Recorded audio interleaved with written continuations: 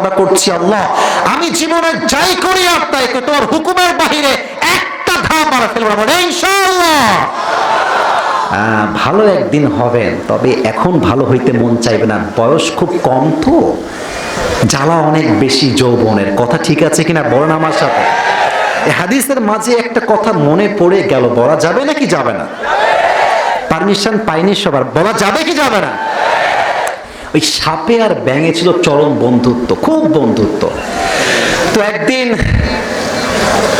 ব্যাঙ বলছে সাপ, বন্ধু তোমার গায়ের যে রং জাস্ট ওয়াও, তোমার যে এমনি ফস্কর স্টাইলটা জাস্ট ওয়াও, আর যখন তুমি ফস্কর ছবলটা মারো just looking like a wow, অসাধারণ, দেখতেই ভাল লাগে আমার। তবে বন্ধু তোমার একটা বিষয় আমার একদমই ভাল লাগে না। বলছে কি বলো বন্ধু? বলছে তুমি যখন হাঁটো এই তিরিং বিরিং করে হাঁটো, এই হাঁটার স্টাইলটা ভাল লাগে না। তো বন্ধু একটু সোজা হয়ে হাঁটা যায় না? তো সাপ বলছে এত বড় দুঃসাহস তো, আমার হাঁটার স্টাইলে বাজে মন্তব্য তো, এমনি ফস করে উঠছে। আর সাপ বলছে ওরে শালা, এত প্রশংসা করলাম ভালো লাগলো না, একটা বদনাম করলাম গায়ে লেগে গেল তো, এক লাফ দিয়ে পুকুরে পড়ছে।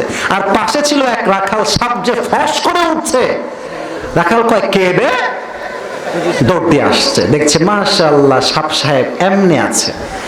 আর রাখালের হাতে ছিল বিশাল বড় এক লাঠি।